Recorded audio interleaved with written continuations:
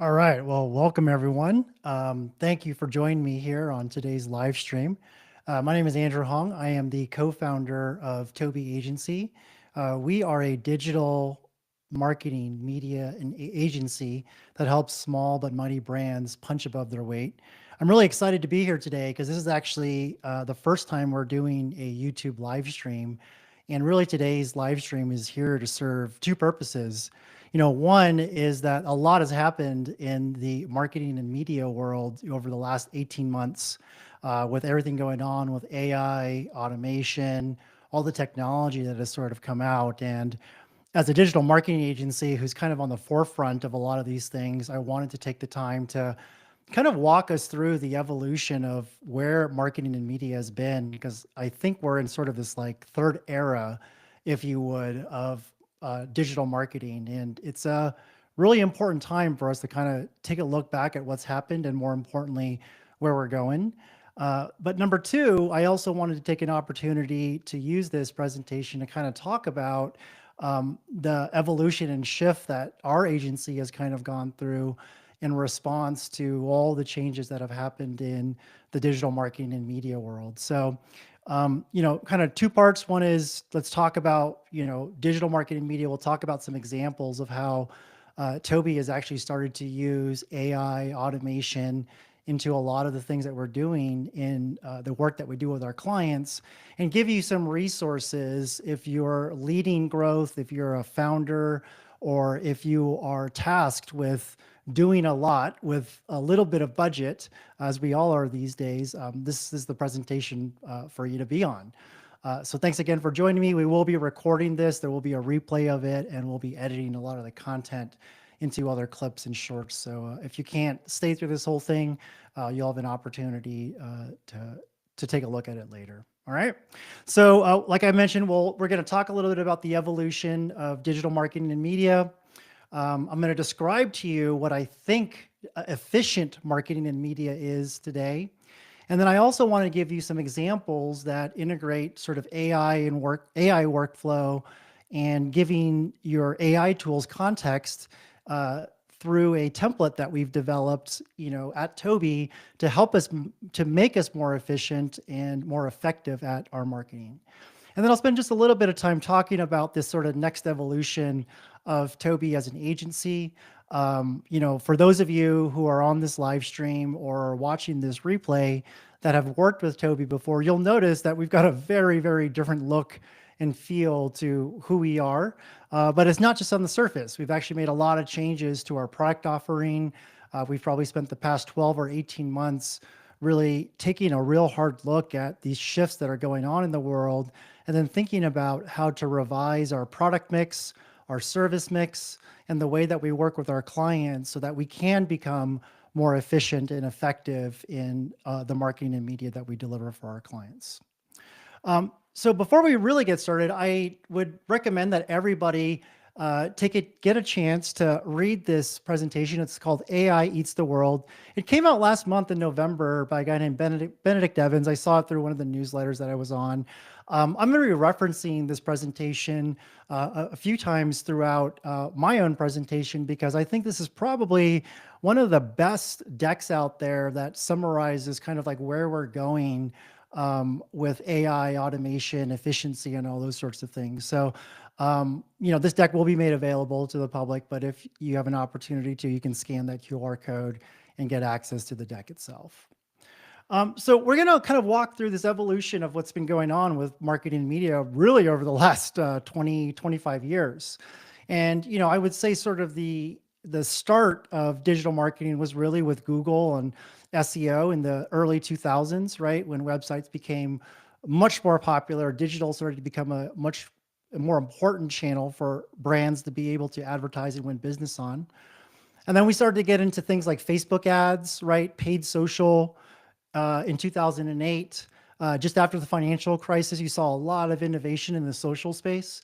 And so you saw tools like Snapchat, Google, YouTube, Facebook, Instagram really starting to get to scale. Instead of just text posts, you're starting to see images and in some cases videos, right? In 2016, 2017, TikTok really came out onto the scene. and you saw the rise of podcasting, right? Long form podcasts. And as we all sort of approached the pandemic during the COVID era, this is what I really call sort of this rise of the media age, where all content really became rich media. You would kind of remember when folks like Stephen Colbert and all the late night shows were actually recording content on their phones for these like super produced pieces of television before. And it just really became clear that anybody could really produce media and professional media during that COVID age. And in 2023 is kind of what I mark as the end of the zero interest rate phenomenon, right? As rates started to go back up again. And I'll talk about why I think ZIRP, or the zero interest rate phenomenon, had a huge impact on growth through the kind of mid 2010s, but also implications for how we grow today and moving forward. And last but not least, we're in 2024, kind of moving into 2025 now. And I think we're in this age of efficiency now. And I'll describe what that means for brands and marketers and really for businesses in general. But we sort of emerged from this age of abundance, which I'll talk about, into this age of efficiency. So that photo here is a photo of me from sort of the late 2000s. Fun fact about me is that I actually started my career in digital marketing because I was a moonlighting DJ and promoter on the side. And so when I first got out of college, I worked for PricewaterhouseCoopers, KPMG, and I did advisory consulting work there. But on the side, when I wasn't traveling, I was DJing and playing, gigs like Thursday, Friday, Saturdays. And this was around 2008, 2009, when Facebook had just released its ad product. And so before that, they sort of had flyers, which were an ad revenue stream for them. Big companies started to come to Facebook in 2005, but in 2007, that sort of self-service ad platform launched. And that was where, when I was a DJ and I was promoting, I started experimenting with some of the Facebook ads, and it wasn't difficult, to target back then. Anybody could have really run ads back then. But I noticed that as I was running ads on Facebook, more people would show up to my gigs. And so, ad targeting options improved. You could geo-target, not just target by interests.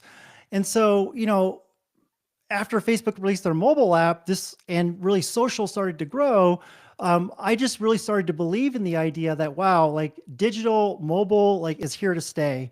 And that's actually when I quit my job as a consultant to go and just basically be a freelance Facebook marketer. And for any of the digital marketing nerds that are out there, I was literally running ads for a penny CPM at the time, right? And I didn't actually understand what that meant at the time when I was running the ads. I certainly do now. But it was relatively easy to advertise on these platforms back then. But during this period, kind of from 2000 to 2010, I kind of call this the birth of kind of digital and content marketing, right? And if you reference that Benedict Evans presentation, he kind of referred this to as like the web or kind of open source era, right? And really, if you were a brand during this period, the true enemy was just not being online, right?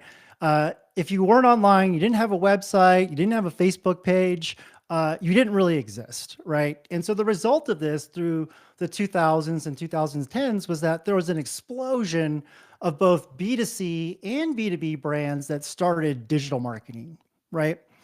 And society really started to change, right, in the 2010s. I'm 40 years old. I was born in 1984.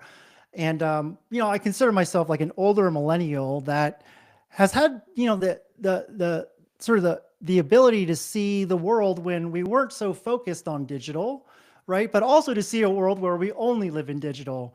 And certainly I think the catalyst for this was the release of the iPhone and really the overall smartphone when Android came onto the picture, right? And what you see here is sort of interest over time in people searching for the term iPhone, right? But also what you see here is interest over time in people trying to understand what social media is, right? And as you can see here, both of these interests and trends really kind of moved in lockstep, right, over the 2010s.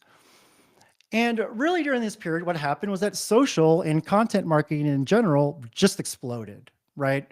The number of people using social media platforms exploded. And the one thing I actually want to point out here is that if you look at the trend line for YouTube, um, it's really interesting to see that YouTube has a very similar trajectory to what Facebook did, right? And at this chart ends in 2018, but if any of you are curious, YouTube's monthly active users as of today is at about 2.5 billion monthly active users, where Facebook is at about 3 billion monthly active users.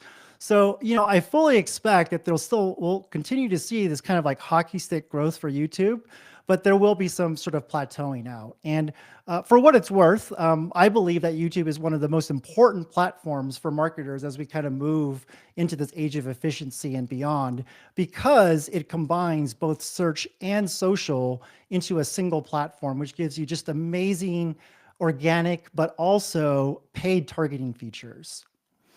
But like I said earlier, digital was a lot easier in the early days, right? And I kind of wish that I had found an example where I didn't use the word thingamabob in a post. But I was, to say the very least, it was very easy for me to grow this initial client that I had to 15,000 likes, right? And back then in 2012, when you had 15,000 likes, there was a really, really good chance that the majority of those people who liked your page would show up in the organic news feed, right? And the news feed has been called a lot of different things over the years, but this was sort of the heyday of kind of like organic social marketing, right?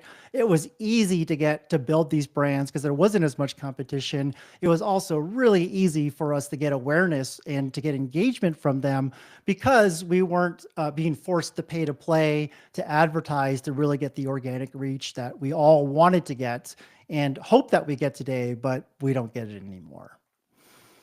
So in the 2010s, I call this the age of abundance. And, for those of us who lived through the financial crisis and we're either working or just getting out of school then, remember that, we just kind of went through one of the biggest sort of systematic and near meltdowns, right, of the global economy in the 2008 financial crisis. I've been very close to the mortgage and real estate industry, so this is a place that's really near and dear to my heart. But really, during this period and just after the financial crisis, we experienced, something that we may never see ever again, which was this zero interest rate phenomenon, right? And the chart that you see there is, again, I don't think we'll ever see a chart like this in our lifetimes, but from that period, kind of from 2009 to about 2016, money was cheap, right? And I have that graphic there. It is created by AI, but that graphic shows, money did kind of grow on trees, right, during the 2010s. And so, during this kind of age of abundance, right, there was a lot of waste that was created. And I'll explain why in just a couple of slides. But to give you some context, that picture of me DJing was just before, right, we started to see these zero interest rates. And then I actually founded Toby, our agency. I kind of converted from being a freelance digital marketer to actually running this agency and founding this agency as a HubSpot agency in 2016, right? And so, I was for certain, like no different from any of the other people who started businesses or tried to build brands during this period or this age of abundance, right? And with the zero interest rate phenomenon, there were a lot of brands that got started. SaaS became one of the hottest categories. Tons of new SaaS companies were started.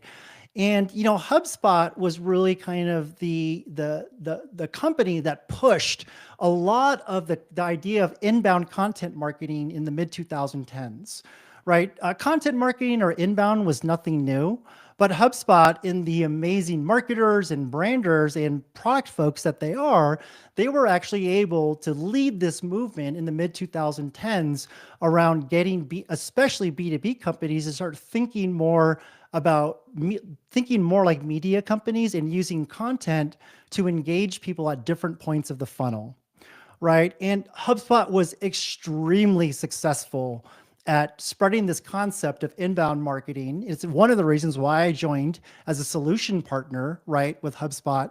And hey, look, our agency rode the coattails of this, right? If you see HubSpot's customer growth as you approach kind of the mid to late 2010s, you'll notice that it's on that hockey stick trajectory as well as their stock price, right? And so a lot of companies, B2B and B2C for that matter, but tons of B2B companies, because they had cheap money, they were flush with venture capital. A lot of technology companies went out and bought HubSpot as a platform and started to execute the inbound methodology, right? Blogging, lead magnets, all those sorts of things. But here's the thing, and this is just a natural thing that sort of happens in everybody's life, not just in the business world, right? Overabundance always leads to waste, right? And when we look back and we kind of take a retrospective on what happened during this period, everybody kind of followed the same growth playbook. And what happened was about 60 to 70% of the content produced went unused. I can certainly say that we've worked with clients where we produced tons of content for them that didn't go used, or that the content never stood out and it wasn't effective, right? And CMI did a study, and nearly 80% of marketers believe that content saturation in 2019 made it harder to stand out. So not only was there abundance leading to waste in the form of content, but I also believe that there was a lot of abundance that led to waste in business models. And for those of you who know the show Silicon Valley, this is one of the best shows that kind of talks about this period and the overabundance and the waste that was created. And I thought it was particularly funny, like this scene, for any of you that remember it. For any of you that might remember this scene, excuse me, you'll see that the idea here is that this guy, this venture capitalist, was basically telling the hero of the show that you can't go after revenue, because if you end up going after revenue, they're always going to ask for more revenue. And I feel like that was a really kind of descript way of a very good way of describing what was going on during this kind of like age of abundance, right? And age of waste. And I call this sort of like peak zero interest rate phenomenon, where companies literally didn't have to worry about revenue. So with that said, we're kind of emerging out of this age of abundance, right? And I think we're in a new era now. We now live in an age of efficiency, right? And, the age of efficiency, I believe, is really now driven by this concept of generative AI, right? And, when looking back at that Benedict Evans presentation, he sort of names this as, we did the shift from like web and open source to smartphones in the cloud, that sort of age of abundance that I talked about. And now we're sort of in this generative AI age, right? And today, in this age of efficiency, the enemy is now waste, right? And the result is that brands need to be much more efficient at the way they grow, at the way their business models are built, and the way that they do their marketing and their media. So here's a few realities for you in this sort of age of efficiency, right? This is a blog post that was put on by the current CMO of HubSpot, and it's titled, "Marketers, This is Why We Can't Have Nice Things." And he basically describes sort of the result of this kind of age of abundance and waste that happened in content marketing, right? Volume of content goes up, quality goes down, content farms pop up, right? Brands with cheap money start to fund the spread of bad content through paid channels, right? And as more content offers increase, ebooks, checklists, downloads, they became less valuable. They increased the cost of ad inventory for everyone. And ultimately, there was just a lot of crappy junk content that was created out there. So when your channels get oversaturated and now you live in an age of efficiency, you have to produce content that works, especially in a world where there's content oversaturation. Second, in this age of efficiency, how many of you out there need to do more with less, right? I read this study at the beginning of the year that 78% of CMOs plan to cut wasteful marketing spend and refocus efforts on efficient growth strategies. But sure enough, the Wall Street Journal, mid-year this year, published this article that said that marketing budgets as a share of revenue fall to post-pandemic lows. Look, No doubt about it. I've had a lot of discussions, strategic discussions, budget discussions with our clients over the last, 60 days as people have been getting ready for the new year. Uh, it's for sure that I'm hearing a lot of these, hey, we got to grow revenue by 7 or 8%, but they cut our marketing budget by 10%. How are we going to do this, Andrew? Right? I hear a lot of that going on right now. So if that's your reality, I think that's a shared reality that you probably have with a lot of growth leaders that are out there. And this was a particularly interesting insight that I got from the Benedict Evans presentation as well, which is that, if you think about what happened during COVID, really that period from 2020 to 2022, what happened was that there was a compression of growth that happened during that period, right? And the chart that you see here for each of the countries is the relative percentage of e-commerce sales for that particular year related back to December 2019. So what you see there is that there was basically 25 to 50% growth that was pulled forward. And so we got too full. We did a lot of marketing. We produced a lot of media out there, right? But now, as we scale back from these sort of COVID years, there's a little bit of a hangover. We're seeing a pullback in terms of budgets, in terms of marketing, but I'm guessing that we're still expected to hit or increase the revenue targets that were already established, right? But what this slide basically tells you that there was a lot of growth that happened. It's going to get even harder to grow off of these baselines moving into the future. You have to get more efficient to be able to do that. So I would say that, the growth playbook, what brands need to do to grow, you got to do content, you've got to do inbound, you've got to do outbound, you've got to run ads, you have to produce media, right? The growth playbook hasn't changed, right? And it's really never changed, in fact. That it's just that these days, brands have to get even more efficient at executing it, right? And so what does this mean, right? What does efficient marketing and media actually mean? And so I think of it kind of like the brand IKEA, right? It's a scalable, modular, and highly efficient brand, right? They use the same materials, core processes across multiple markets, but they're super tailored for local relevance. I live in Salt Lake City. We've got an IKEA here, and it's clear that in the winter months, they've got all the local stuff out there for winter months. And somehow they figured out a way to build their supply chains to be able to efficiently deliver the product, the marketing, the messaging, everything to these local markets, even though it's an extremely centralized organization, right? So ultimately, this is like delivering high value, speed, and efficiency for a really cumbersome, antiquated, and unwieldy product, right? And that's really what IKEA has been able to do over the decades and why it's been able to build such an awesome brand that has standed these tests of time, right? But IKEA isn't the only kind of business, right, that is making this leap towards efficiency. I'm a professional services business. I work with a lot of professional services businesses as well. Consulting firms, law firms, right, real estate. And we're not... IKEA is not the only one that's making a leap towards efficiency or efficient, right? We've seen that in real estate, right? With technology and tools now, and even with everything going on with the buyer's agents, with sort of this buyer settlement that's been going on with NAR, that further changes the idea about what service businesses are, how efficient service businesses need to be. Do buyer's agents really get that 3% commission, or do they really need to figure out a way to build a model, right, that is more fixed and built in a more fixed model to allow people to get more efficiency out of working with them?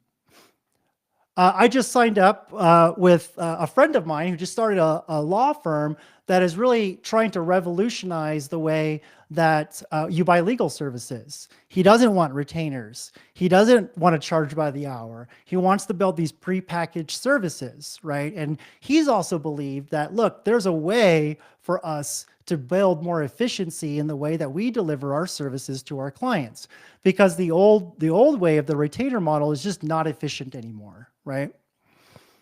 For any of you who have heard of Cloud Kitchens, Cloud Kitchens is Travis Kalanick, the original founder of Uber.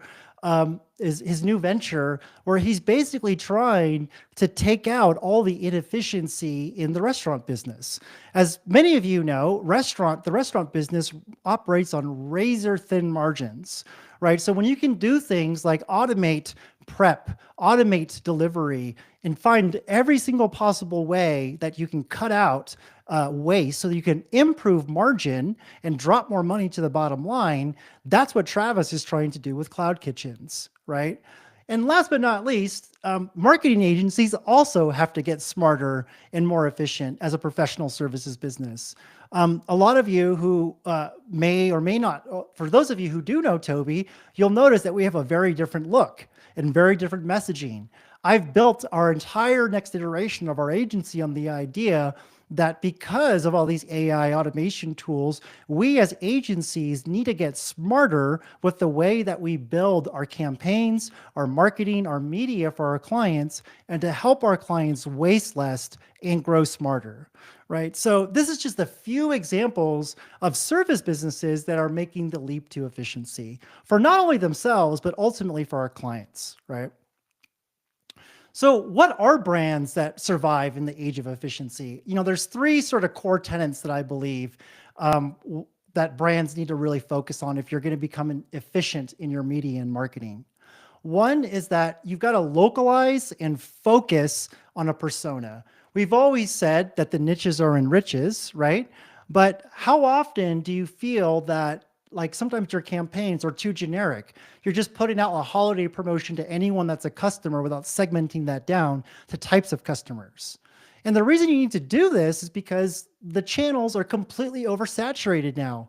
People are fatigued by generic content, right?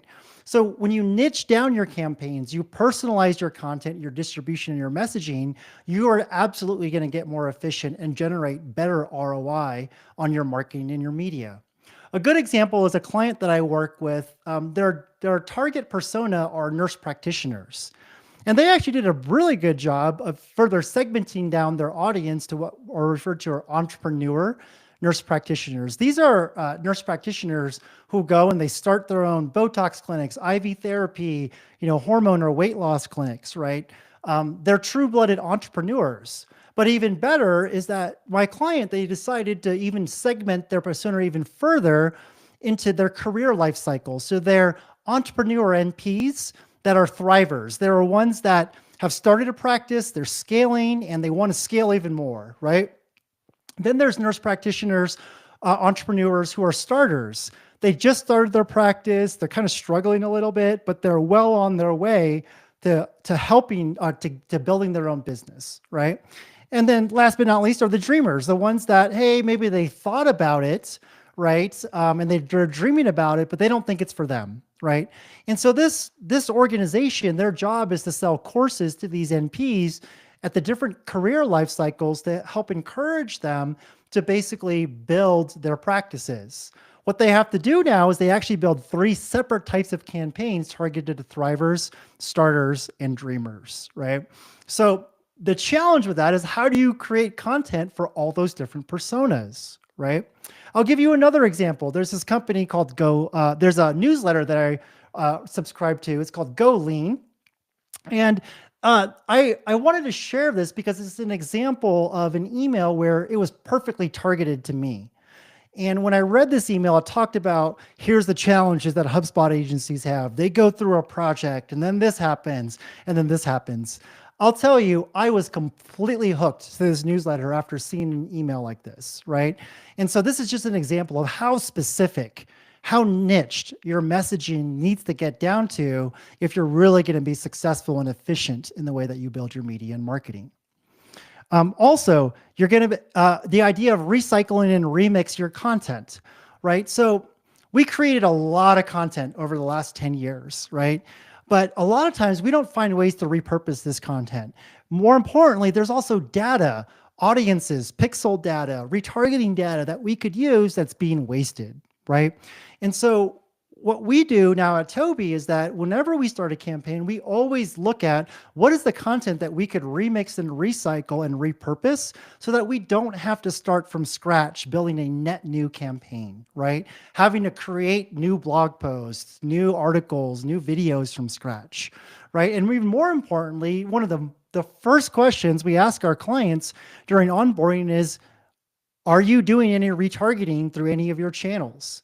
And if they don't, we ask them, why are you not doing that? And why do you want to focus on acquisition when you haven't focused on driving more revenue from your existing customer base, right? And so, look, it's no secret out there that this works and that brands that recycle and remix their content increase their campaign performance by 25%, right? I see a lot of this driven around ROI, which is how do I extend the use out of the 5K or 10K that I invested in this video series, in this podcast series, because I only launched it once and I got like 5 views on it. Well, there's lots of different ways that you could repurpose that content to make it align with some of the future marketing that you're doing to reduce your cost to create new media.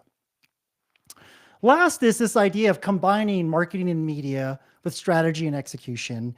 And this is one of my biggest challenges, quite frankly, as an agency. It's that sometimes we're hired to do execution. Sometimes we have to follow a strategy that's already been built. And frankly, the strategy isn't great. Sometimes we're asked to do the marketing. It's really the distribution, the messaging, right? The analytics and targeting. And sometimes we're forced to work with the media that's been created to put into those campaigns, which isn't optimal. And what happens then when you don't combine marketing and media with strategy and execution, there becomes a very disjointed production, but also execution of campaigns. And what happens is that the campaigns, they don't perform as well. You end up wasting a lot of content, and ultimately you waste a lot of time and money that should have been better planned out if you would have combined marketing and media and strategy and execution. So what we do is when we plan content marketing or try to plan a content strategy for a client, we use AI, we use content planning to consistently create topical, relevant, omni-channel content for our audience, right? It's this whole idea of starting from the very top and then finding ways to create one piece of content that turns into many different pieces of content that accomplish multiple goals that you're trying to achieve. And that's how you get efficient when it comes to media and marketing, combining those into one. Companies that have some kind of omni-channel strategy actually improve retention of customers, right? And I think a lot of this is because of the fact that, a lot of times we forget about nurturing our customers because it's an entirely new piece of content that we need to create. But if you could find ways to repurpose your content and then think about that at the beginning of the quarter before you produce anything, you'll find that you can actually get a lot more, you can use every part of the buffalo, if you would, right? You can use every single piece and then repurpose that so you're not wasting anything. And so this is just a quick example of how we at Toby are doing more persona-driven, recycled and remixed omni-channel content, right? Where we're basically delivering like a live stream or a webinar. In this case, I was delivering a webinar to a bunch of healthcare entrepreneurs. We took that 1-hour webinar and then we broke it up. We transcribed it using AI. We asked the AI to follow a content strategy that we had laid out to create a blog post. Emails were created from that, social posts were created from that, and even scripts and storyboards from short form videos were also created from that 1-hour presentation. So again, we were able to produce from a single 1-hour raw recording through Zoom, 15 to 20 different pieces of content from that single presentation. That's just one example of being able to create lots of different things for lots of different channels from one piece of content. So part of the big reason why I wanted to talk to all of you today was to talk about generative AI as it relates to media and marketing. And I actually literally this morning, December 12th, Thursday, December 12th, I read a piece of content out there that surveyed a bunch of agency owners, people like me, about what they thought about how AI would disrupt agencies. It was fascinating because 50% of them said, oh, it's ripe for disruption. 50% of them didn't really agree that it was there for disruption. I think it's safe to say that my position on this is that generative AI is a catalyst that will force brands and agencies to adopt more efficient marketing and media, right? And all these different tools, Gemini just came out with its next iteration today. It's now fully pulling in Google search results, which makes it vastly more powerful, right? But ChatGPT clearly has sort of the lead right now. It'll be very interesting to see what this means, but the long story short is that my opinion here is that this is going to change the game, right? So I'll leave this quote here. So before this, companies were investing time and money creating financial projections with manually calculated spreadsheets. Changing a single number meant recalculating every single cell on the sheet, and VisiCalc allowed them to change any cell and the entire sheet would be automatically recalculated. A lot of you know the VisiCalc story, right? The idea of like visual spreadsheets, right? But what VisiCalc did was it took 20 hours of work for some people and turned it into 15 minutes and let them become more creative, right? And when I talk about VisiCalc, think about VisiCalc in that use case as it applies to media and marketing, right? How can you take something that took hours to do and make it 15 and do it within 15 minutes and also make you more creative? You can do this with blog posts, with scripts, with content briefs, with strategy briefs, with editing video, even onboarding and giving background on onboarding for your clients, right? So the question I have to ask you today is if you're in charge of growth or you're leading growth at your company, is your team, your agency or freelancer testing, implementing, or doing any iteration of these new generative AI tools today? Right? If they're not, you should ask them why not. Because I would challenge them to figure out like, hey, are you getting more efficient with the way that you're doing it so you can make it faster and better and more cost effective for your client? So let's go into some examples of what I think efficient marketing and media look like. And I'm going to use this as a professional services firm myself, where I talk about our sort of sales, onboarding, and strategy process as an example. So I had 3 goals when I was really looking to revamp the way that our agency does sales to onboarding, which is how a lot of information is gathered during discovery phases, right? When we have to figure out what happens to a client, what have they done, what's worked, what's not worked. But a lot more information is gathered from discovery through to closed won to onboarding and then driving those first results for our customer. And what we've been really thinking about over the last 12 to 18 months is with all these generative AI tools and automation and technology available, how can we improve data gathering and sharing of content and strategy from the connect phase all the way to the onboarding phase, right? How can we get strategy sort of pre-built in an efficient collaboration between the sales team and the engagement team or the strategy team? For any consulting firms that are out there that might be thinking about this is a common problem that a lot of professional services face, right? When we're trying to figure out how to do this kind of like marketing to sales to engagement team handoff. And last but not least is I want to show results to our clients as soon as possible, right? And so how can we use AI automation to speed up onboarding and improve results by reducing internal friction? Hey, for any of the folks out there who are buying services from agencies, agency overhead is a real thing, right? There's inefficiencies that happen in agencies. I know this for a fact because I've been doing this for the last 15 years, right? So I wanted to find ways like, how do I cut all the fat from our internal processes so that we can get to results faster? So the first step is when we do a connect call, we use Notion as kind of like our primary tool to kind of aggregate and put our information into. But really what happens is we record our connect call and we give ChatGPT a template that says, hey, I just had a connect call. Can you please summarize, go through the transcript, summarize the connect call and give me all the insights that I need to be able to recommend specific products and services for our clients, right? And what that allows us to do is set up the discovery workshop with our client where we do a much deeper dive into who they are, what they do, what their goals are, and if we're a good fit for them. We even start to pitch some strategy to them at this point as well. And what happens out of that 1 hour discovery call, there is a lot of information that the salesperson has to go through, and more importantly, has to share with the strategist, because the salesperson can't come up with the full strategy after discovery. They've got to involve the strategist.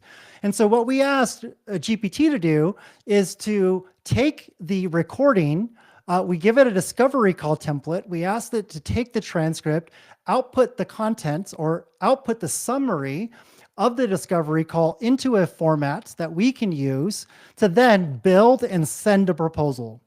And what this does is that there's a lot of copying and pasting, frankly, that's done from this, because we basically set up those connect call and discovery call templates to align with the information that we're going to need in our own proposal.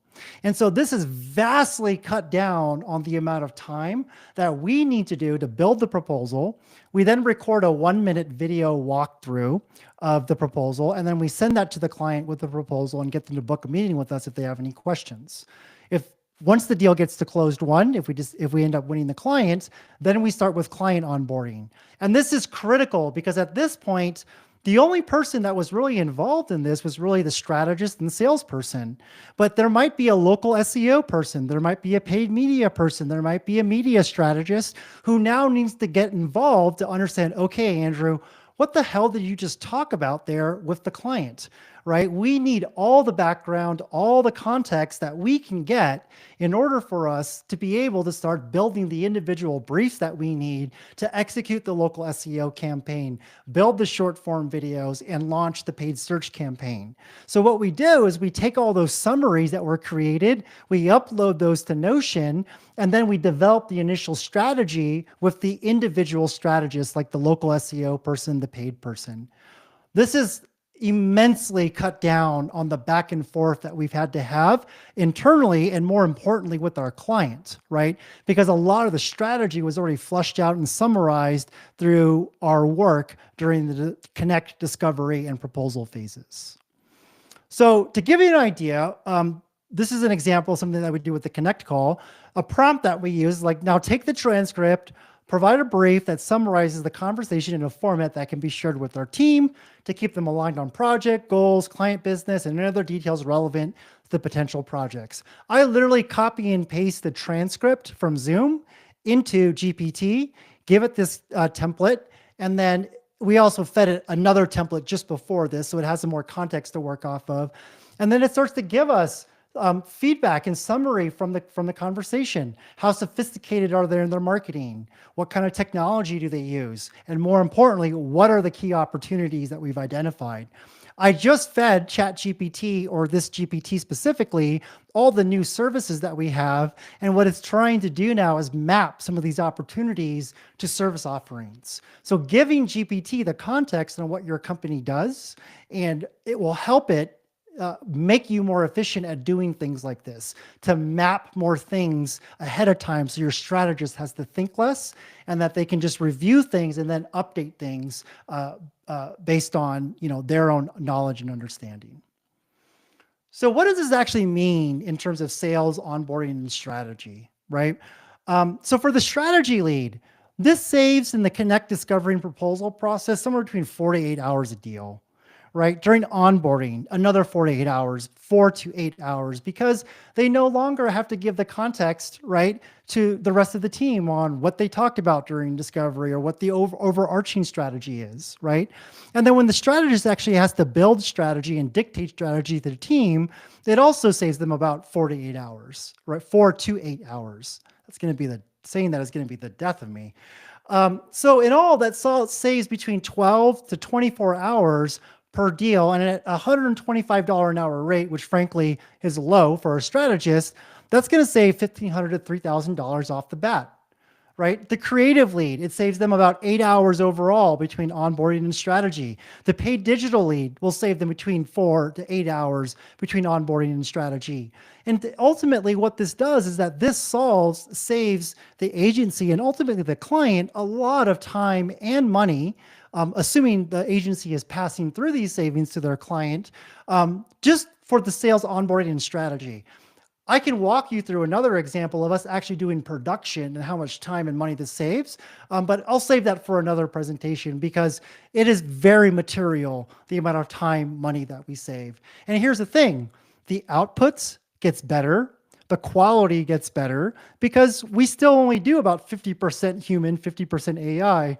And we really only use AI for the sort of coordinator, summary, admin kind of tasks. It's still a human-led process ultimately, right? And so when you think about what I just talked about, like all this time savings, the reason we're able to save time and get more efficient is because if you look at my process that I laid out for you, every step along the way, we're building a template to gather information in an organized and indexed way that will feed the ability for the AI to build off that context and help us with the next step of the process, whether that be build a proposal, build the initial strategy, right? Those are all things that will help us get more efficient as we do these things. But the most important thing is that we need to give our AI context, right? And so what we've done is that when we fully onboard our client, we try to give our AI and build sort of a master file to give our AI as much context as possible so that it's easy for us to be able to write blog posts, create scripts, come up with video storyboards, even create images, right, based on brand messaging, campaign messaging, and goals from the client, right? So getting things like personas, messaging, product and service level messaging, right? Defining what's the purpose of the campaign? What are the goals of the campaign? What channels do you want to use, right? What's your budget for the campaign? You can use all of these tools, whether it's ChatGPT, Claude, Gemini, and Notebook LM, which is a fantastic tool, by the way, to be able to summarize and get through a lot of rich media. All of these are tools that need to have context for you in order to execute better marketing campaigns. And so what I've made available to everybody is basically our go-to-market template that you can use to give your AI better context when you're trying to create a campaign and cut some of those hours of work that a strategist or a paid person or someone else might have to do. And really what our go-to-market template covers is like, what are the overall campaign basics, your goals, things like that, the personas you're targeting, the messaging, the content you want to use, how you want to distribute it, and the measurement and analytics that you want to track. And what I've done is I've put it onto sort of a PDF file that you can download. I'll give you a link to it in a second. And what you do is once you fill out this worksheet, you should be able to feed your GPT or whatever AI tool you're using this go-to-market template so that when you are building a campaign, even down to writing copy, not just doing strategy for it, it now has this context, right? And I'll be honest, like I've been amazed that trying to ask GPT to look at a website and build branding and messaging and then write copy from it versus giving it this template and then asking it, the output is night and day. And I'll be even more honest with you. Anyone that tells me that GPT or any AI tool provides generic or crappy or like non-human output has no idea how to use it. Anyone that tells me that poo-poos AI like that clearly has not given it enough context and figured out a way to experiment it with it. So this is a great tool that you all can use to be able to give your AI more context when you're building campaigns. The middle QR code, the GTM template, is one that you can scan. Like I said, it's also in the description of this YouTube video. So if you drop in the description, you can find a link that you can click on.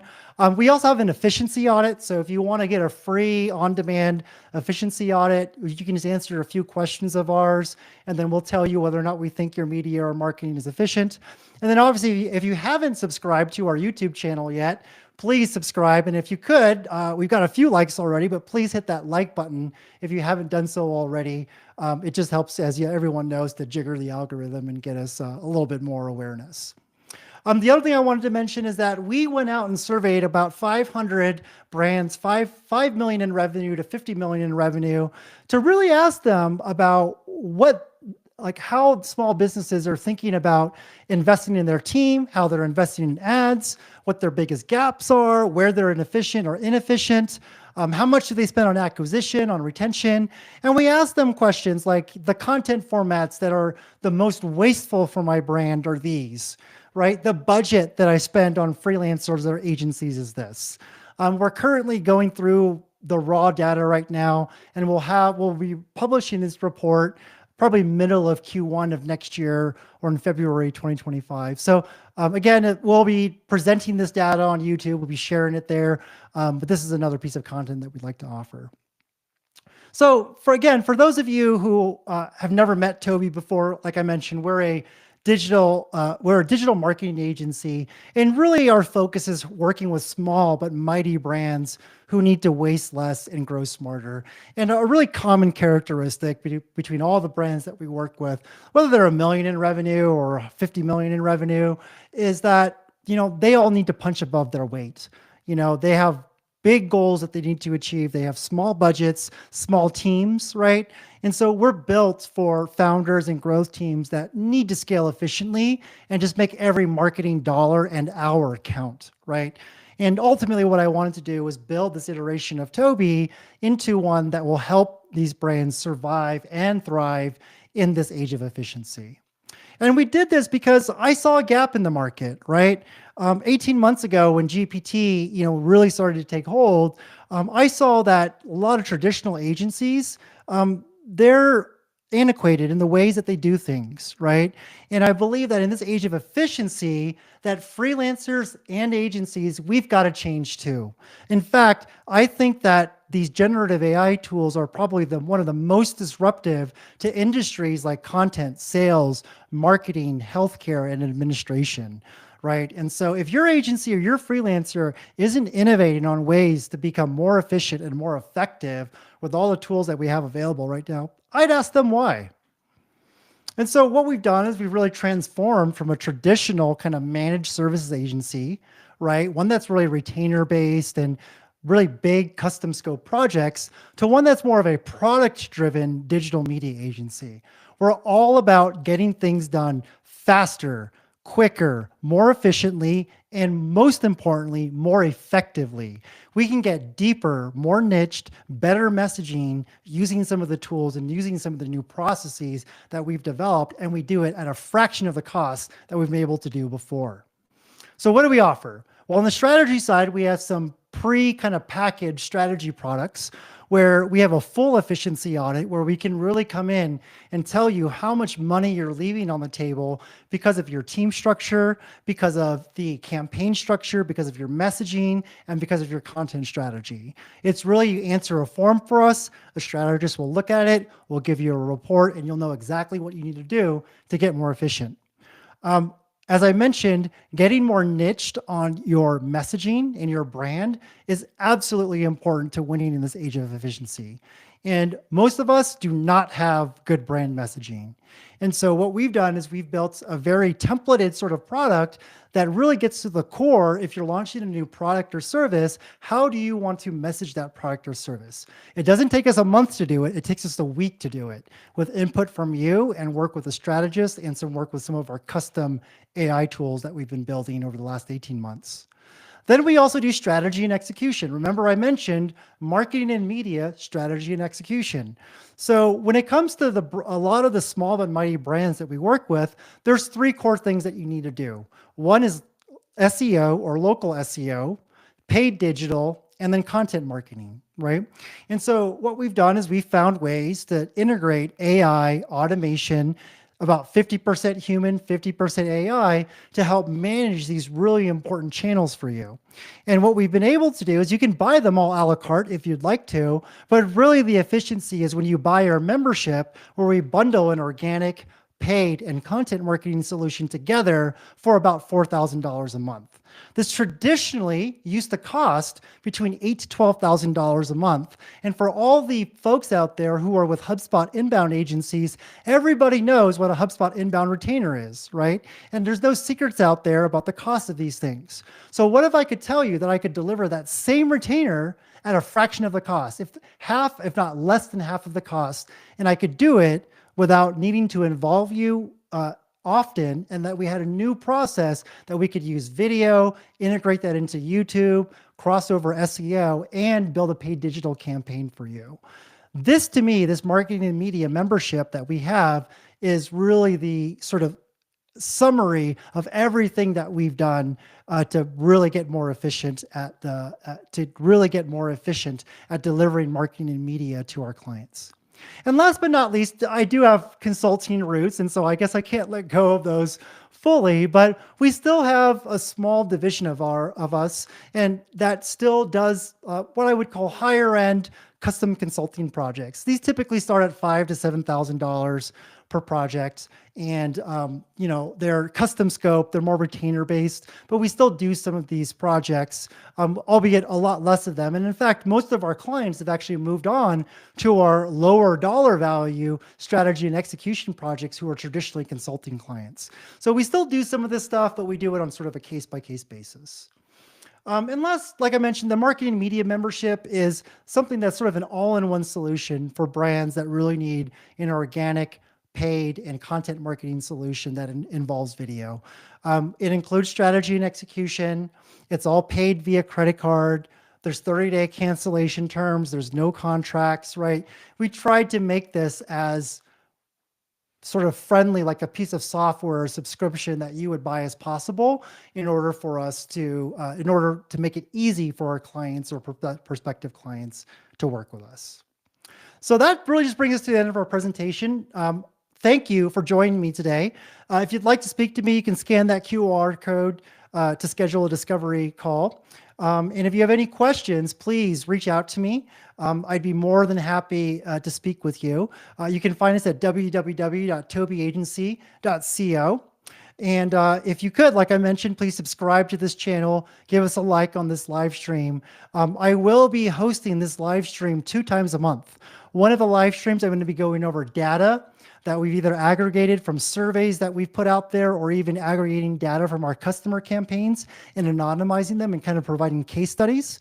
But also, we're also going to be bringing on entrepreneurs. Some of them are my clients, some of them are friends of mine who are entrepreneurs, to tell their stories and to talk about mistakes that they've made and becoming efficient, right? Because we've all made mistakes as entrepreneurs and leaders in our organizations. We should all be learning from each other.